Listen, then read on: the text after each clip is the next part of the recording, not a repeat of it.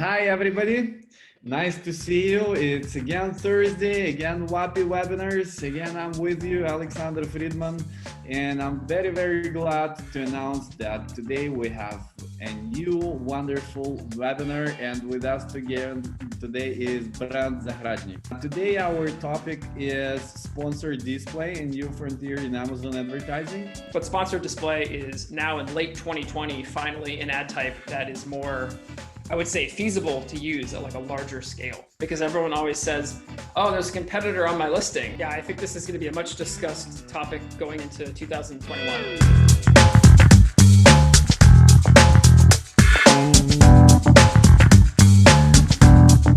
Hi, everybody. Nice to see you. It's again Thursday, again WAPI webinars. Again, I'm with you, Alexander Fridman, and I'm very, very glad to announce that today we have a new wonderful webinar, and with us again today is Brent Zahradnik. Hi, Brent. Hello, Alex, and thanks for welcoming me back. This is time number 2. Yeah, thank you very much. Thank you. The previous one was great, and I look forward to hear what you have prepared for us today. I'm sure it will be something wonderful. So for everybody who is joining us for the first time, I will repeat that I am the CEO and founder of company WAPI. WAPI, the core business is fulfillment network in Europe. So we pick, pack, and ship your goods all over the Europe. 27 countries. We have 20 warehouses all over the Europe, any marketplaces, any sales channels, Shopify, WooCommerce, Magenta, anywhere, your own web shops. You can connect it to our system and instantly have easy solution to fulfill your orders. That's WAPI company. And also we decided this year that we have to help not only with logistics, but also with knowledge, with information, how to boost your sales. That's why we have started WAPI community, and the WAPI webinars is part of WAPI community. So we're searching all over the internet. We search for the best people, the best professional specialists, and invite them to our webinar. Brent, 2 words about yourself. Yeah, sure. So I run a company called Amz Pathfinder, and we do Amazon ad management for North America and EU companies and EU sellers based in those markets. So certainly we have, I think, a lot of clients that are using warehousing solutions in EU of some kind. And yeah, it's amazing. You guys are in 20 countries with warehouses now. That's outstanding. Yeah, 4 years, 4 years, but before that, I got 15 years of experience in logistics. Okay, yeah, because I have about 5 years of Amazon specifically, but before that, I did 3 or 4 years of Google Ads and other online advertising platforms. So people ask, how did you manage it so fast? I'm saying before that, you had to learn for 15 years. Right. Well, yeah, you were an overnight success. It just took 20 years. Yes, that's it, like this. Okay, so this is our second webinar. So I never ask you about your biography. How did you get here? But it's very interesting what has changed through this year, because we've got a crazy year. Everybody is shocked while watching what is happening all around. But in online, it's not so bad, actually. No, I think that we've been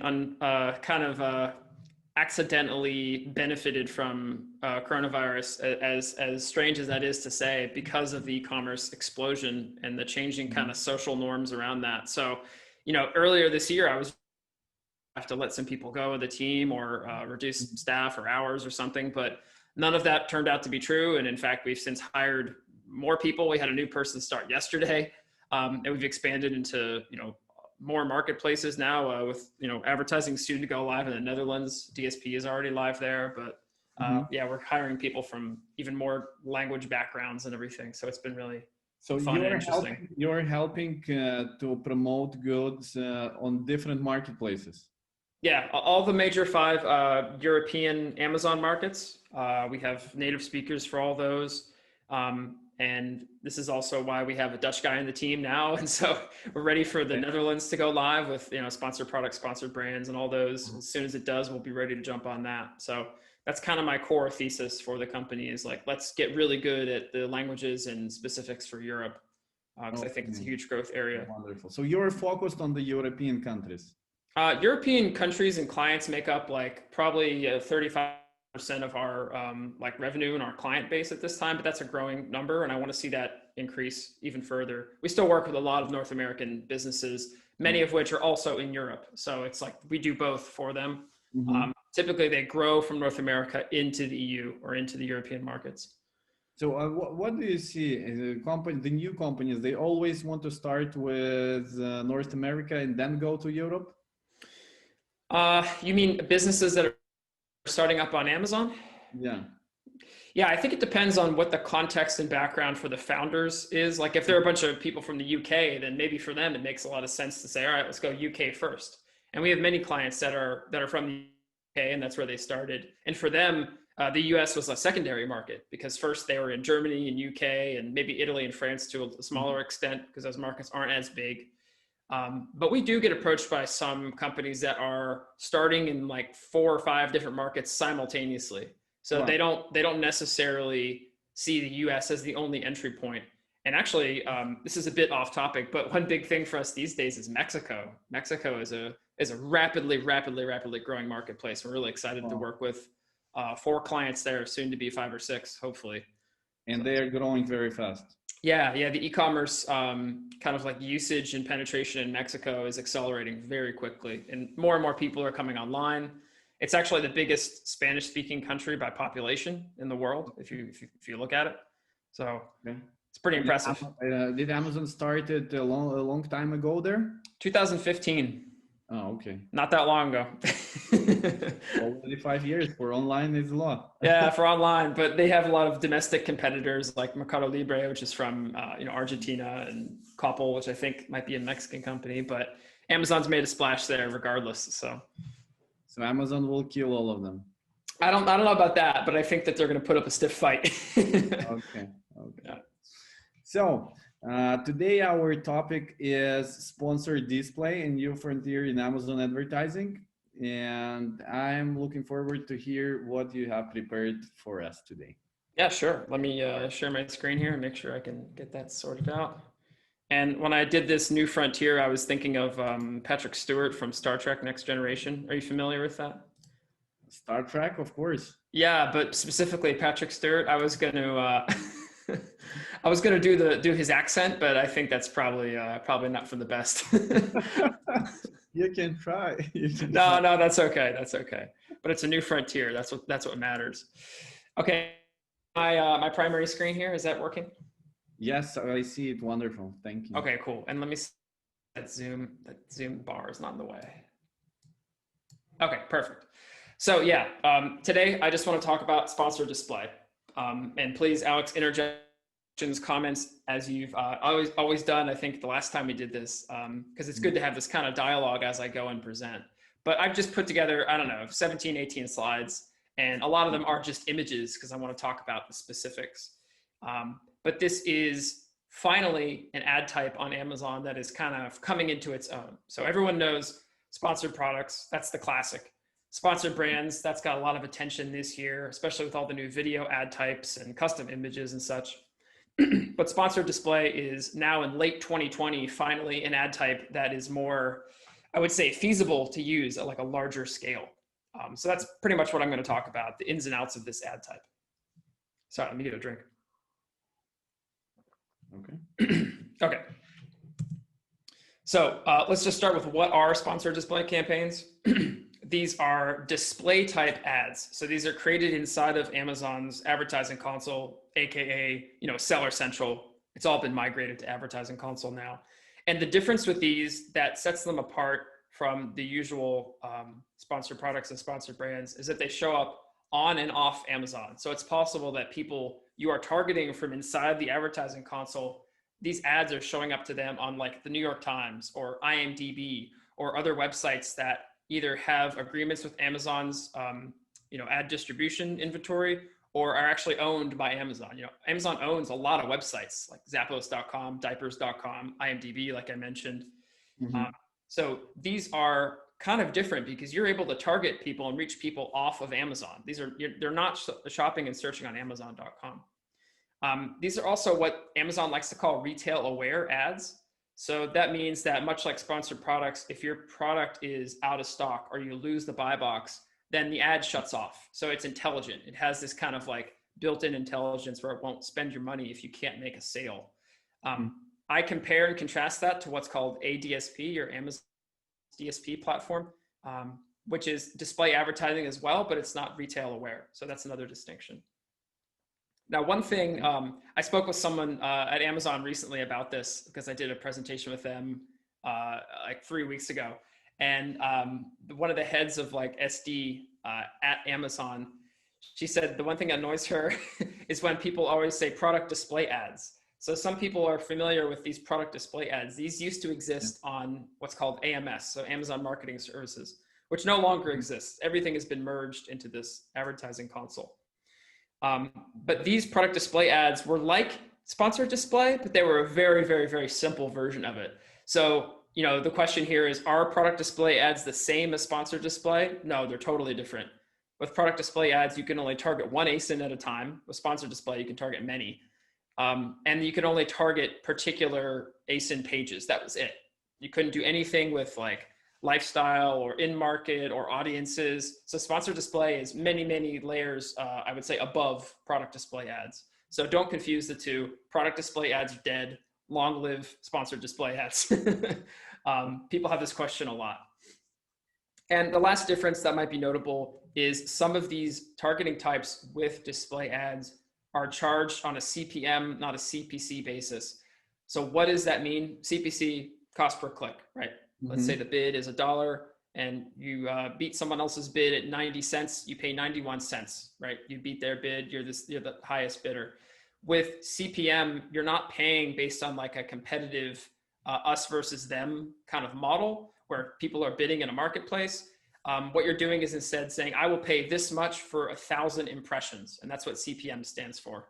It's cost per mil. So, you know, cost per 1,000 impressions. And for some of these, that's the methodology. What mil stands for? I think it's actually Latin. So it's M-I-L-L-E, mil. Okay. It's like in French, we say mille also. Okay. Yeah.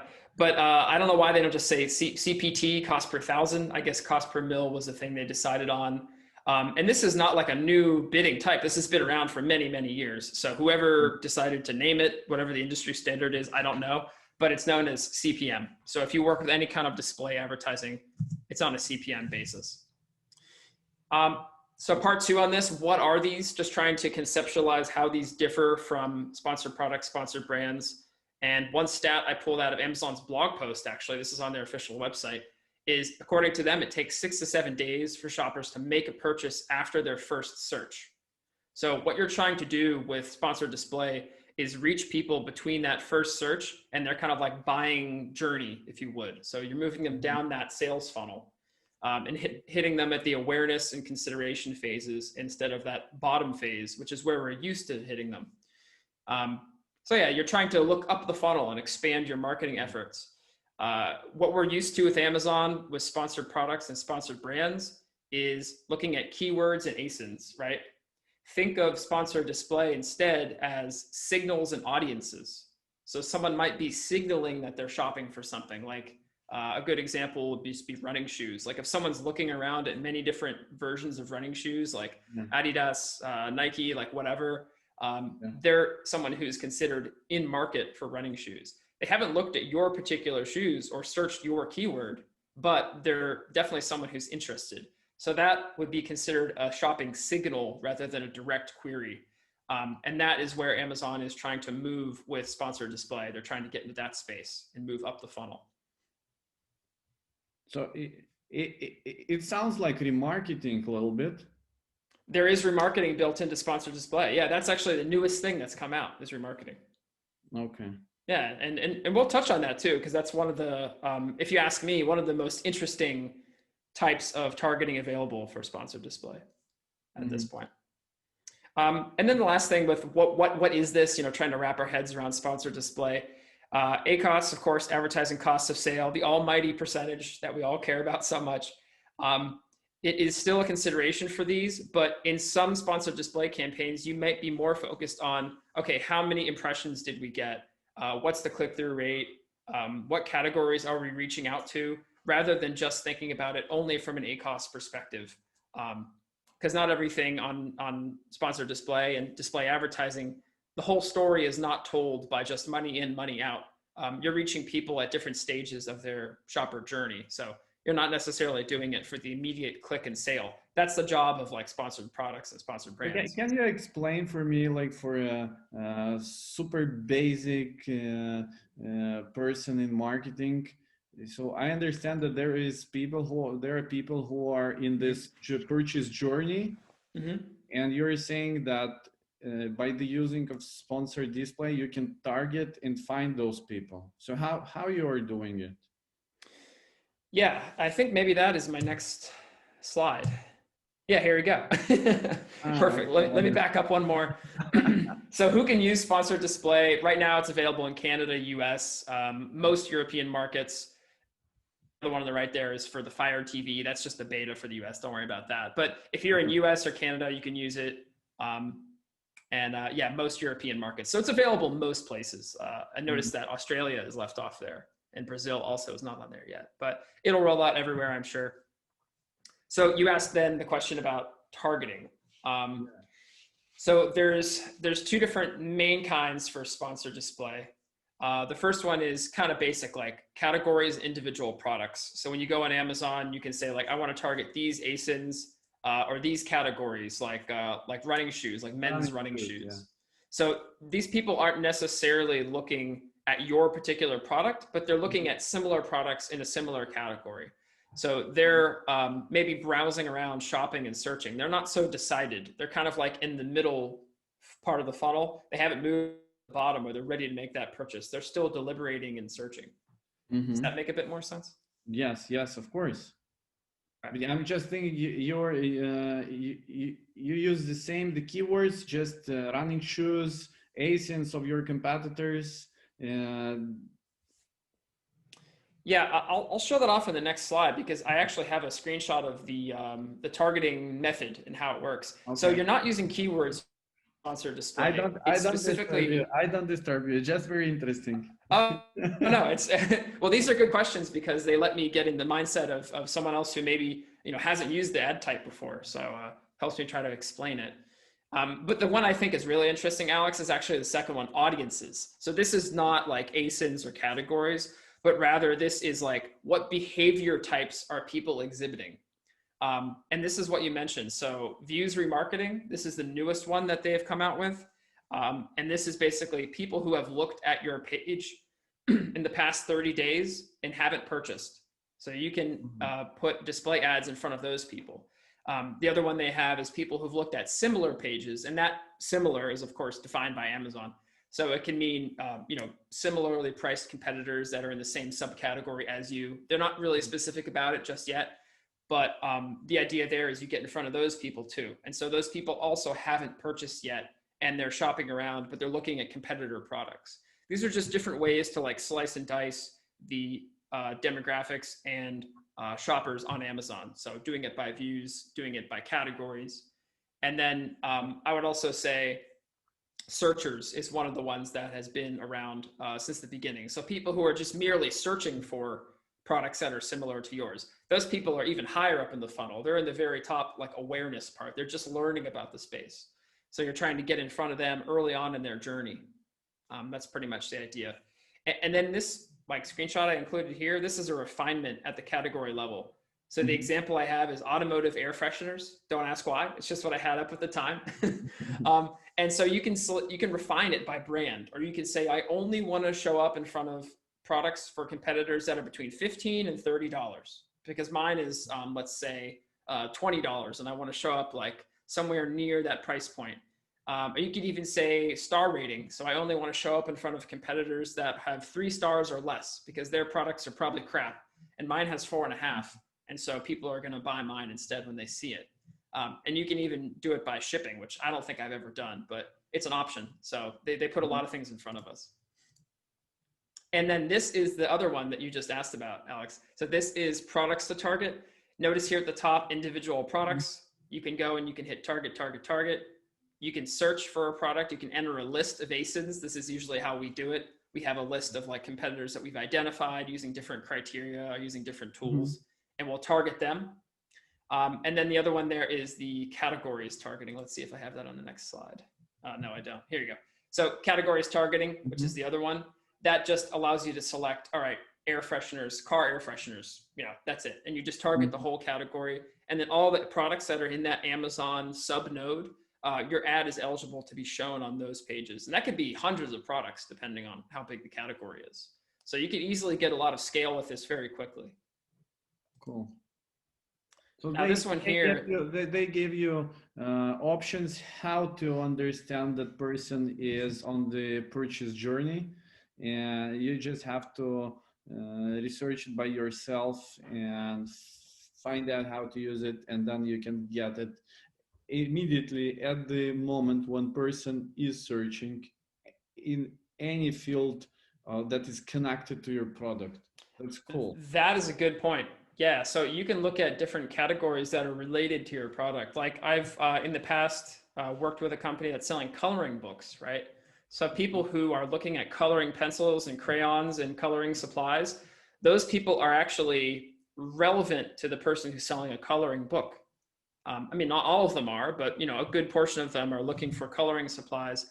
And that would let us know, oh, this person is either an artist or they're interested in coloring as like a hobby or just a way to relax. So you can target that category and then see what kind of results you get out of that. I would also suggest targeting the category of coloring books too, just like your basic one. But you have to test these things. There's no way to guess before. Amazon doesn't give us really, really great tools yet on estimated, let's say like impressions. There's some of that, but they just say, here, these are the categories that are related to yours. Go target these and give it a try. Okay. And then this is the new one, as you can see, because it's marked new, but this is the views remarketing. So you can target people who are looked at your product last 30 days, and then people who looked at similar products last 30 days. And yeah, we break these out into different campaigns and just set a bid, but this is the basic interface for it. And this is the one that's really exciting to me because retargeting is such a great way to basically recoup your investment. Since you've already paid for people to come to your page, why not show them an ad again to get them to come back? That's my thinking. Okay, so where do these actually show up? We've talked about what they are, how you target, and these are some just real life, screenshots I've taken. The red box is added by me. That is not on Amazon. And these two here are probably the most famous ones. So imagine you're on an Amazon page and you're scrolling down. This here is like the bullet points, of course, the description. And this is the buy box over on the right side here up top. So these two placements are known as product page middle, which is the one just below the bullet points, and product page right. And this one here, product page right below the buy box, this is probably the most like celebrity famous like sponsored display position, because everyone always says, oh, there's a competitor on my listing. And what they mean is I scrolled down and I saw underneath the buy box, there's one of the brands I don't like showing up there. So this is one of the ways you can target either at the category level, the ASIN level, whatever, and show up here. In this particular one, yeah, we have some of these sleeping masks showing up underneath a different sleep mask. So people are targeting this listing and getting on here either to defend or to attack. You have either way. The next two, and this is probably the most visible of all the sponsored display ads here, is this one at the very top. This is called Amazon Top Stripe. And this is not for this product. Obviously, someone else is advertising on this, but this shows up between the search box and the actual product itself. So this is a very, very prominent position to be placed. And we have the same thing here on mobile. I took this screenshot from my phone 2 days ago. And this is a gaming controller advertisement for Switch, which was on another gaming controller that's actually for your phone. But this is a sponsored display ad that is showing up at the very top, which takes up a lot of space on mobile, of course, because there's not much room on a 6-inch like screen. So these are prominently placed. And yeah, this one, Top Stripe, is really, really all the rage right now, so to speak. People are very excited about that in the advertising world. As exciting as things can be in the advertising world, Alex. I know I see your face right now and you're like, I don't know about that. It is exciting to be on the top always. Right, exactly. So where does it fit in my strategy? We understand how to target with it. We understand what it is. We've seen some of the ads now, but where does it fit? Yet again, this is the idea. We're targeting top and mid funnel traffic. I should have put a graphic of this in here, but just imagine a sales funnel, right? You have awareness, consideration, purchase, loyalty. Typically, when we're talking about advertising on Amazon, we're doing the purchase and loyalty part of the funnel. We're not addressing the middle and the top. Sponsored display is meant to address some of that. So we're supposed to hit the middle and the top. Right now, point number 2 here, do not expect to spend huge amounts of money on sponsored display. If anything, it should be like 10, 15% of your budget on Amazon. For the accounts where we run it aggressively, that's like as much as we get. Many times it's just a handful of campaigns. We're testing things. We're trying out new targeting strategies. And it's not like a huge amount of money we're putting into it. Most of your spend should probably still go into sponsored brands and sponsored products at this point. But the percentage that is going to sponsored display, I think, will continue to grow over time as they release new features and add new stuff to it. So that's just where I would, put that right now. So again, you're saying that percentage of budget spent on the sponsored display must be 10-15%. Why then? What is the goal of using it? If it is not, don't spend all your money there, because your main goal is to get what?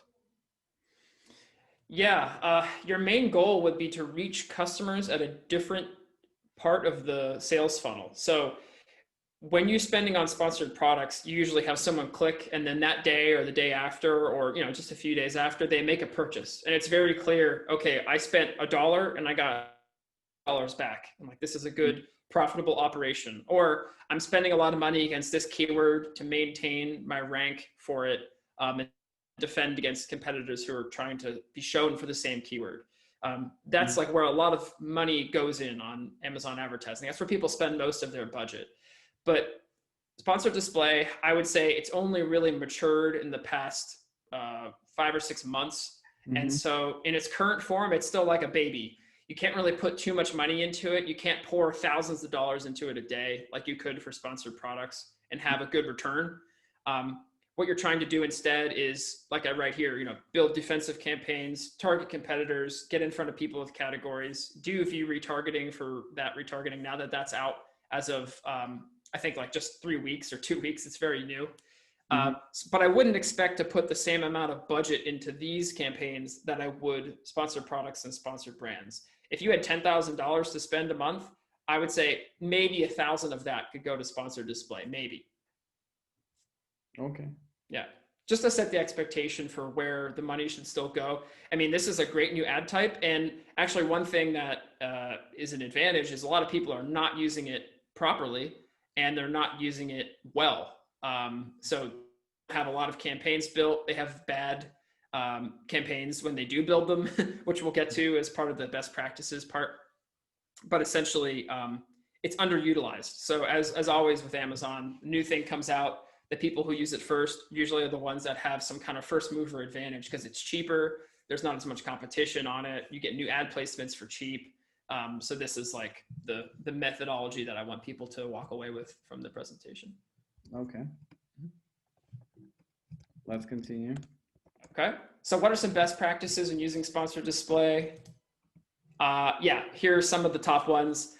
Always use custom creative. And I have a slide next that shows off exactly what that means. But that means use a logo, write your headline copy. It's 50 characters. It's very easy to do. You don't need to be a professional writer. It's okay. And make sure that that ad copy is tailored to the situation. So if you're targeting a competitor who has a higher price, try to allude to that somehow in your ad copy and say like, ours is a more competitive price, or talk about how yours has a feature that theirs lacks. Maybe you have more colors or something, whatever it might be. And make sure your custom creative, which in this case is a logo, but in the future, they'll definitely add things like lifestyle images or video and things like that. Make sure that that is there. The one reason to do that, which is really important, is some of those ad types I showed off earlier, especially that one stripe, that is not eligible. You can't get in that ad slot unless you have custom creative. So you have to have a logo, you have to have copy to show up there. If you don't have those things, your creative, your ad will show in far less places and it'll be far less useful. So highly, highly recommend using custom creative every single time. Don't skip it. It takes 30 seconds and it's well worth the effort. It's well worth the creative writing exercise. Secondly, best practices. This is true for advertising in general, but I wrote something that rhymes. So you know it's true. When in doubt, break it out, which means if you have different targeting types, build them into separate campaigns or separate ad groups at minimum. A good example here would be the views retargeting I mentioned. So you can target people who have seen your page and people who have seen similar pages. Well, you don't want those two things to be combined because then it's very hard to determine the data between them. Like one of them did well and the other one did poorly, but you can't tell because at the campaign level, both of them, their data is like combined. So what we would do is have two distinct campaigns with different naming conventions and different budgets, and then just separate them out. So one of them would be similar and the other one would be people who viewed your exact product. We just do that for budgetary and visible reasons. Yeah, as you say, it's similar to any marketing strategy. Divide it as detailed as you can so that you can then afterwards understand what was better, what was worse. Exactly. Yeah. Because then when you log in your account or you look in your software, if you're using third-party software, you can easily see the campaign and all the numbers associated with it. You don't need to click into it. You don't need to set a filter. You don't need to download it in Excel. This is just a best practice. And it takes more time for sure, but it's kind of like an upfront investment in structure that makes it easier for you to optimize the campaigns and make sure things are set properly. We've got one question. Sure. Is there a minimal budget for sponsored displays? That's a good question. No, there's not. It's not like DSP, which the person who asked the question may be familiar with, where you have to spend a fairly high amount of money to get into the display advertising network with Amazon. With SD inside of advertising console, there's no minimum spend. However, and this is actually one thing I have as bullet point 3, what we typically do is we keep our budgets pretty low, like let's say $25 to $40 a day. And then we will set very high bids to gather data quickly and to test. And then we adjust the bids from there. Because what we found is if we set low bids for these sponsored display campaigns, they don't start very quickly. It takes them a long time to get going. So we'll set very aggressive bids, but we'll keep the budgets low. So that way, even if it is pretty costly on a cost per click or CPM basis, which it can be in competitive markets, but not really, not compared to sponsored products, it'll only spend $25, $30 a day. So that's been our strategy so far. But there is no minimum. You don't have to spend like $100 or when you set up the campaigns, Amazon automatically fills in $100 as your campaign budget, but change that. Don't let that sit there. Okay. Because they're always trying to get you to spend more. So just watch what they're doing there and adjust that would be my recommendation. Okay. So yeah, that's the third best practice. One more question came. Yeah, please. So Nikolai is writing, hi Brent, yes, sponsored display gives good results in USA during 2020 and Q4 also launched European Union, which is great. His question is, but how to track per unit cost?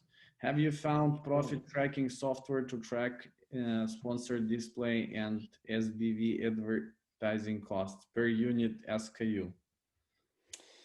That's a great question and a complex one for that matter. So the answer is no, because right now this is one of the downsides I have, and I think one of the next slides here, I'll get to that in a second, but there is no in-depth complex reporting right now at the SKU ASIN level for sponsored display. You can add in like 10 SKUs if you want, which is great because you might actually get fantastic results from that. But the reporting right now is pretty much non-existent.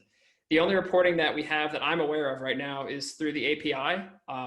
it will give like overall numbers like spend, sales, impressions, whatever, to software and to the API, because that stuff's easy to read out. But we're right now missing a lot of reporting depth for things like individual ASINs or placements for that matter. Like how does an ad do when it shows up on the New York Times versus IMDb? We have no idea. I mean, it's showing up those places, but we don't have any information on it. Yeah. So yeah, he cuts to a very critical shortcoming with sponsored display right now, which is that reporting is non-existent. Okay, I hope they'll fix it in the nearest future. It's more like I hope they'll create it. It doesn't exist yet. Yeah, and he brings up sponsored brands video too, which has similar issues actually at the moment. So both those things I think are working their way through the API and the reporting interface as well. Okay. Yeah, so that's it for best practices. Just name your campaigns well too. Everyone knows how to do that. Okay, so here's a good example, and you'll notice I used a very well-known brand here for the logo. Thank you. Yeah, these guys, I've heard they're really good. But this is just the example of the creative builder. So it's really simple, right? You just say customize your creative. You check this box at the top here, and then you put in your logo and you put in your headline. In this case, I just put in some filler text. And I have this blurred to protect the innocent clients that I took this screenshot from. But this is basically what it looks like in the custom creative. You can see there's 7. This is the 7th of 10 different places that this ad shows up, sponsored display. I think this one was a category targeting or something, but they have the same 10 ad slots. And yeah, you should do this for every single sponsored display campaign you make. Don't forget it, because this is what's going to allow you to be seen on every different ad type for sponsored display, all the different creative types. Cool. And this is a screenshot from one of our accounts just with our naming conventions. So this is sponsored display, views remarketing. Both of these are views remarketing. And notice this one is advertised product and this one is similar product. So these are broken out at the top level. And then this one here is sponsored display, product attribute targeting defense. So this is being shown on one of our own products from another product. So it's probably a similar product that's targeting ours. And the idea there is to play defense and keep competitors off of our page, off of our product detail page. So their ads aren't showing up there and ours are. So we get sales from that, of course, but sales aren't really the point. The point is to keep the competitors off our page and keep our page as best we possibly can. So there's a couple of uses for sponsored display, just visually. Okay, so this is going back to the question that was asked. Sorry, is there some logic of cost analytics when you protect your listing when making a sponsored display advertisement on your listing? There must be logic not to spend too much on this protection, no? That depends on the kind of level of aggression that your competitors are exhibiting in the marketplace. Like, let's say right now we have one client I can think of in particular who's being assaulted on all fronts by one of their competitors, right? They're one of the top sellers in the market, and this competitor is trying to claw their way onto their page and gain market share from them. So for them, they're happy to actually bid against their branded keywords and to bid against defensive campaigns in order to push that competitor off there. And they don't really care too much about the cost because they're all about market share. They're thinking long-term, like 6-10 month time periods. And they're not so focused about the cost like this particular week or this particular month. And they care about things like impressions and reach and overall market share of voice too.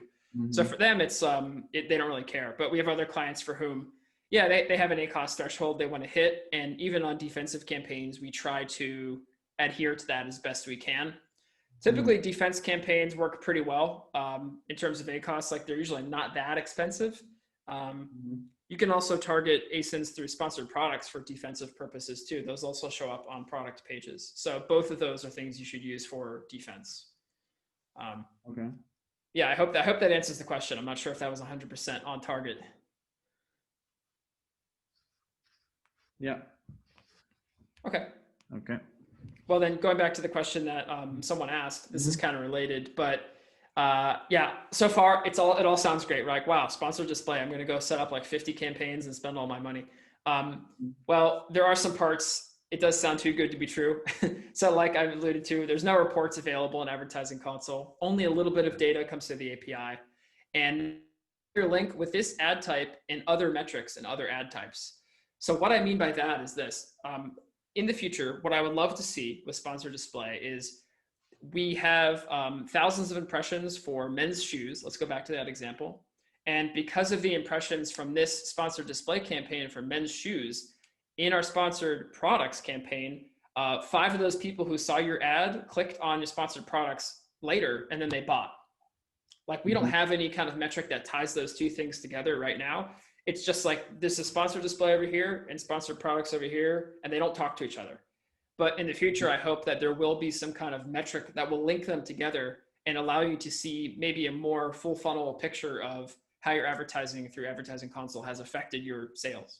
So right now we don't have that. Also a really big shortcoming, no search terms. So we don't know what's actually behind a lot of the queries. I mean, we're not targeting keywords here, but we still don't know exactly what websites we're showing up on or against what products we're showing up if we do like ASIN targeting. Category targeting. And we don't have the ability to set negatives. So let's say, Alex, that I went into the reports, if they existed, and I found out that, wow, we spent $300 on IMDb, but we've only had 2 sales and the actual click-through rate doesn't look very good. Whereas on Zappos.com, we've actually had a great deal because we're running shoes. So that's a shoe company website.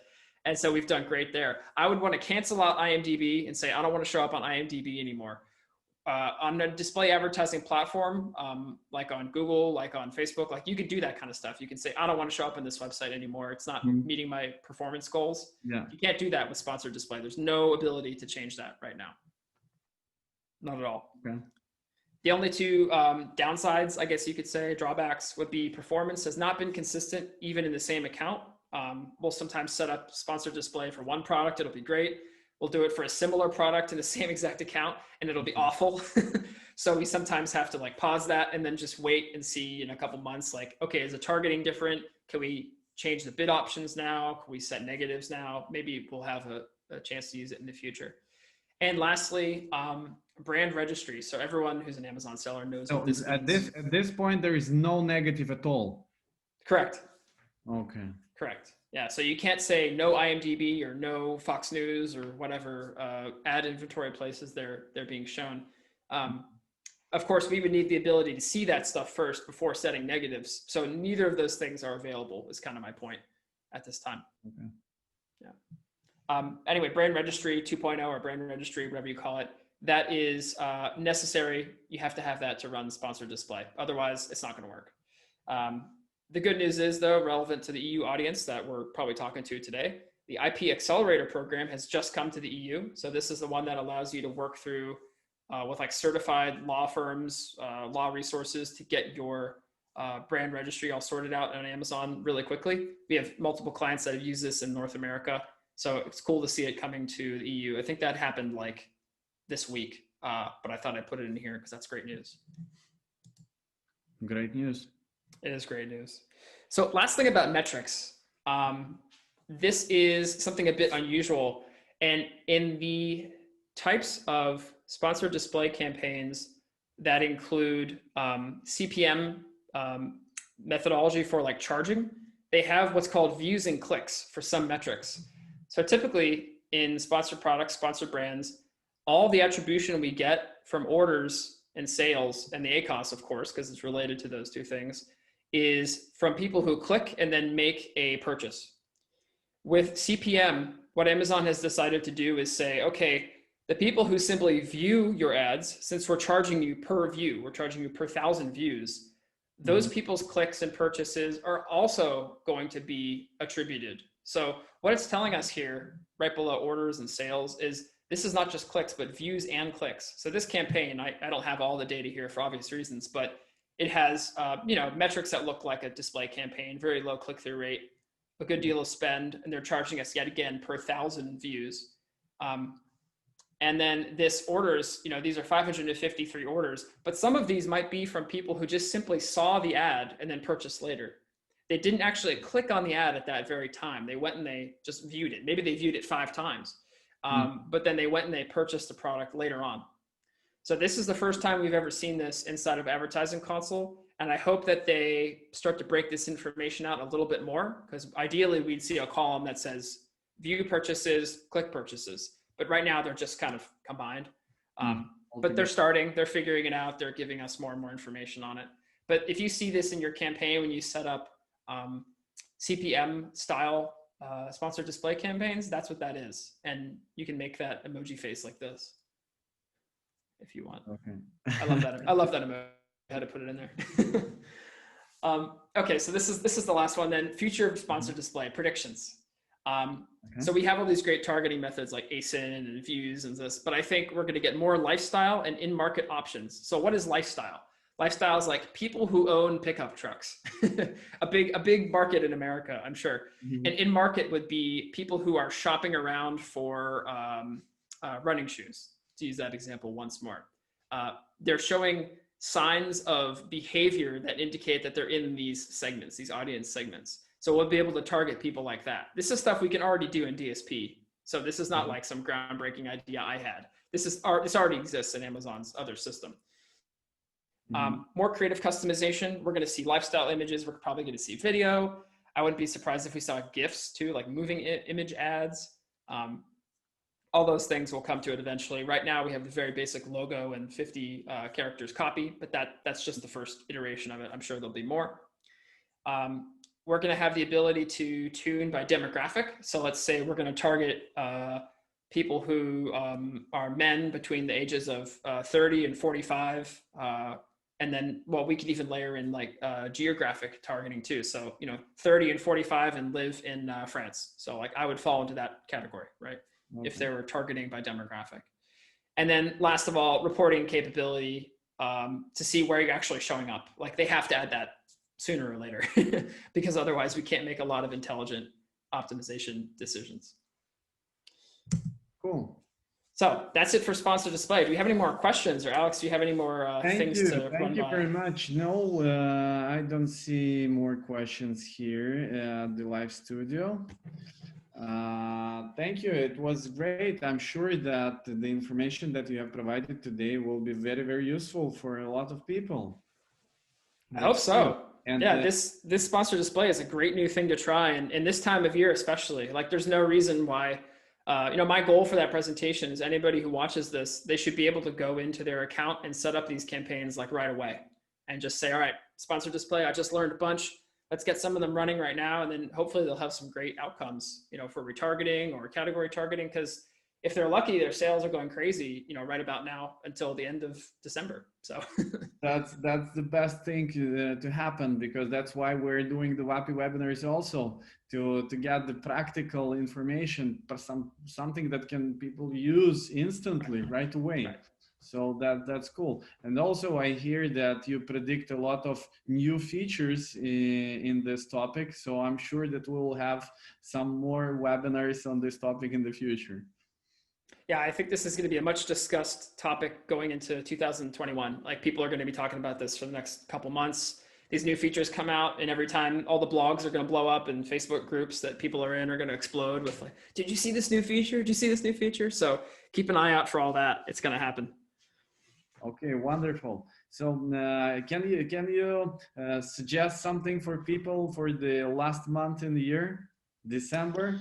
It's sure. Not Q4, it's already the last month, the last weeks to make profit. The last weeks. Yeah, I mean, I think my recommendation with sponsored display in particular would be build some of these view remarketing campaigns right away, because you just had, if you had a big Black Friday, Cyber Monday weekend, you just had thousands of people on your pages, giving you sessions. And those people, since they fall in that 30-day look back window, those people will be remarketed to. So Amazon excludes people who've already purchased. Don't worry about that. The people who've already bought will not be included. So you're only reaching people who have not purchased but have seen your product. And that is a first for Amazon's advertising console, for their setup here. So that's a great thing to take advantage of. I would build campaigns for those for your top sellers right away. Wow. That was a great tip and great life hack. Absolutely. Yeah. Because a lot of people were viewing your products, and little of them have bought, like percentage Like 80%, 90% didn't buy, but you can attack them with advertisement now for 30 days. So do it. Don't miss the chance. And don't forget that follows them off Amazon too. So this is not just when they're on Amazon.com or .co.uk or whatever. It's also off Amazon placements. So it doesn't get any better than that. Where? Where? On where? If it is not Amazon.com, then where? Well, Amazon has what they call APS. So it's Amazon Publisher Services, and this is actually an SSP, a supply side platform that is part of Amazon's network of websites. So like I mentioned, they own Zappos, they own diapers.com. They actually own dozens of websites besides Amazon. And those websites also get a lot of traffic. I don't know if you know this, but Amazon owns Twitch now too, which is like the 30th most trafficked website in the world or something.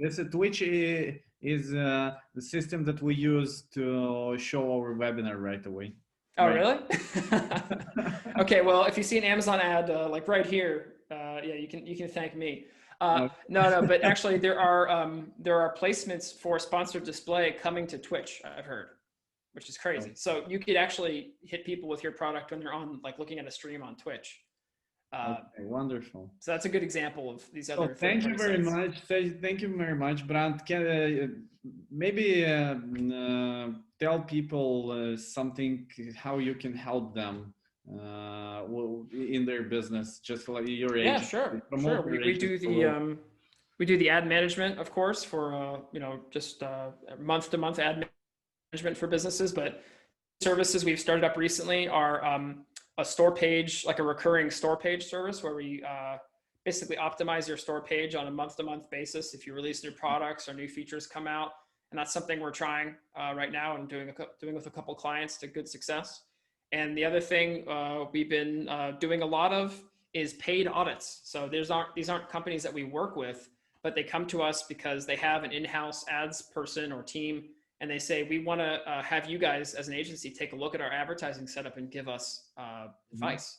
So we'll go in and we do an audit, we deliver the audit, we have a call with them, we explain all the things we think they could do better or are doing wrong. They pay us, and then they go and they make the changes. That's been also very successful. If the person calls you and will say that he saw your webinar at WAPI, can you give me a free advice? I can do a 30-minute call with anybody. Yeah, I'm fine. But when it comes to a full-on audit, that's going to cost you. But I take calls all the time with people. So yeah, you can always reach out to me. Okay. Yeah, on Facebook or email. So guys, get your chance, call Brent, and you've got 30 minutes of free advice there. I'm going to have a lot of work in front of me, I think, here with your audience. Yeah.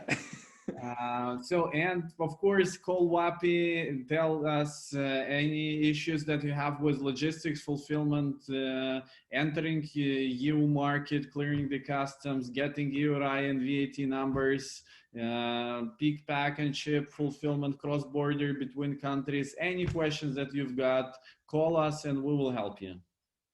And of course, stay tuned. Every Thursday, I'm here with you making great webinars so that your sales will boost to the moon. Thank you very much. Thank you, Brent, and see you next time. Yeah, thank you, Alex. See you next time. Thank you.